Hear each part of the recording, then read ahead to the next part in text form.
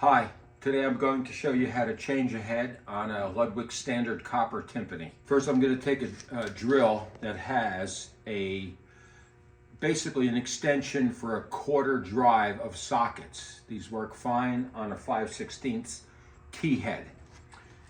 Second thing I'm going to do is I'm going to step on the heel of this pedal because this pedal cannot roll up when I take the tension off of this head. Here we go.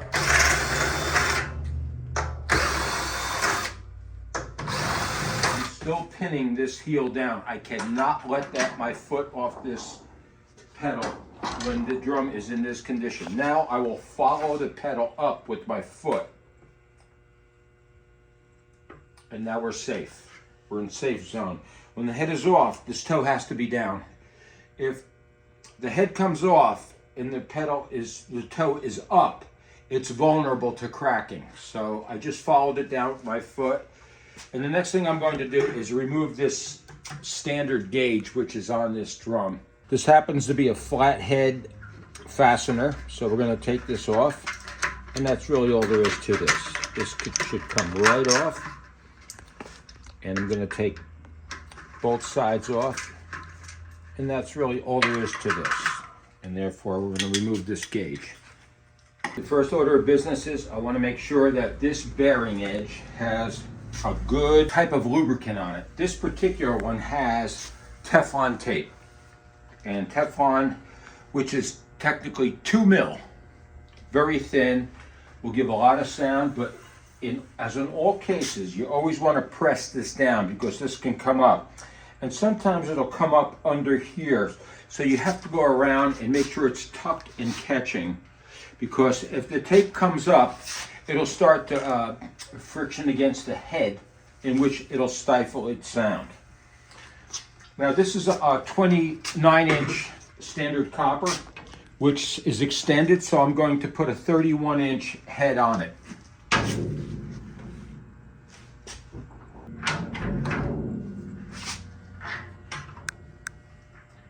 And I'm going to hand screw all these tension rods into place.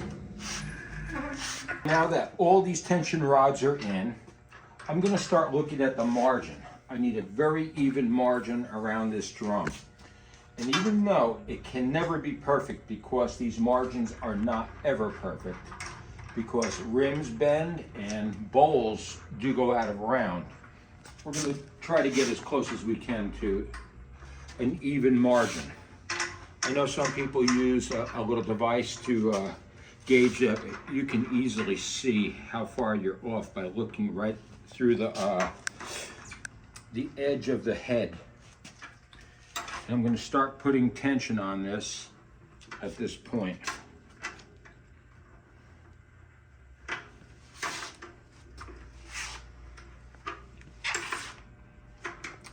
I don't really know anything about where this head is at this point, so I'm just feeling the looseness of each rod, and as I start to get tension on these individual rods, I'm going to put my foot back on the pedal and bring the spring action back up. Now I have to maintain that foot on there until I get a proper pitch on here, and then I'll be safe again. The object is to get all around this drum nice and evenly tensioned. The more even the tension, the better the fundamental I can have. Now each time I'm going to do this, I'm going to press deeply. I'm trying to seat this right on the bearing edge all around this. So each time I do this, it's going to change because I'm seating it, then I got to bring it back up again. And I think I'm getting somewhere in the neighborhood of where this drum should be at this point. And let's take a listen.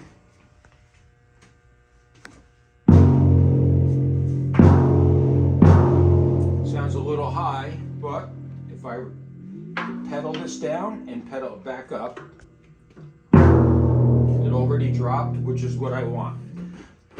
More pressing in the middle. And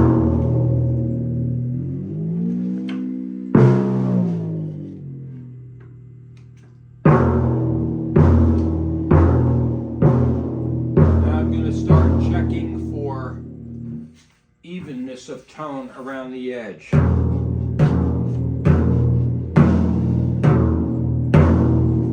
probably going to bring it up a little bit more all around.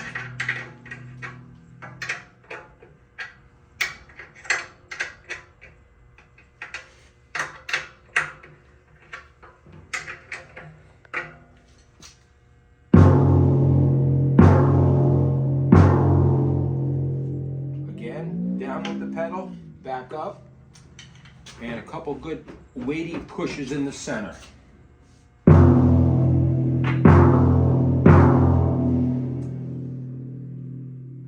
And at this point, I'm going to let this head seat. So I'm going to put tension on it all the way down and leave it. Now that I got this head on, it will take a little bit of time and quite a few more rebalancing. For instance, I probably will do this maybe 10 more times to check the pitch, press here, go down and back.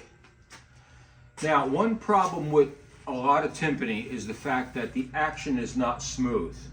And the action is not smooth is generally because it was set up a little bit off in the factory.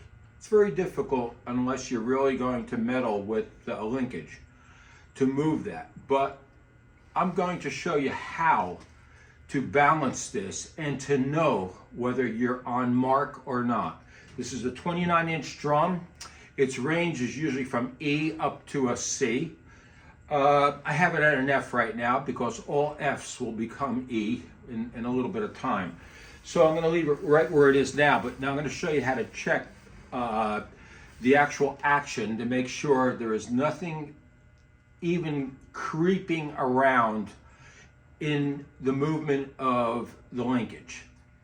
I installed a planet gauge on this drum because it's going to actually let me know if this drum is holding and floating the action.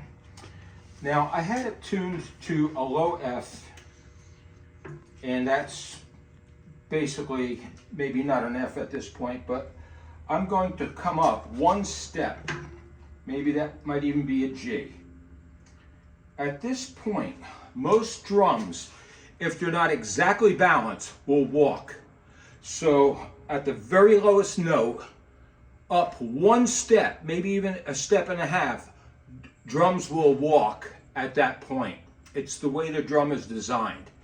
So if I were to put, for intents, for all purposes, whether this is a G or not, what I'm looking to see is if I'm to play this drums for a triple F, will this line move?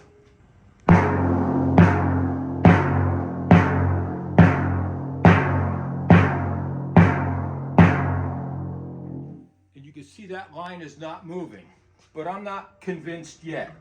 I'm going to come up a half a step, right about there. This can also be a trigger. So I'm going to move this, I'll just put a sharp there. Now we're going to see if this will move.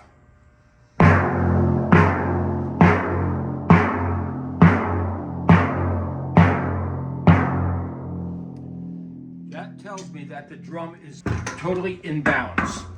And I want you to take a look at this brake. This brake is non-existent. We're going to repair that in a few minutes. But that means that there is no help from the brake in the action of this drum. So this drum is perfectly balanced the way it should be. And that test will be the test that proves either way. Most drums that are not balanced and ready to go will walk at that point. So if your lowest note is an E, if you bring it up to an F, it'll walk. And the pedal either snaps back or it'll start to fall forward, one or the other. And that has to be resolved. That will be shown how to resolve that in another video. What's also important to note is that if this drum is balanced, it was balanced against this note, which is an F. And I think an E would also be fine. If that note changes, this drum will go out of balance. Each drum of the timpani, of Ludwig especially, has a spring right in here. And on one side of the spring, you have, this spring is pulling on a fulcrum. The other side that counterbalances the spring is this head. So therefore, an F or E is technically the metric of a spring tension. That is the metric. If that metric changes, the spring will either gain, or that's what usually happens, or the pedal will flip the other way and it won't hold. So that's what's important to know. Your first business always in determining a problem spring is checking the pitch. That's the first order of business. Most drums don't have the pitch. The pitch has either been changed or the head has loosened up and the pitch went too low. Thus, the spring starts to gain on the equation, and that's what pulls actions out of whack.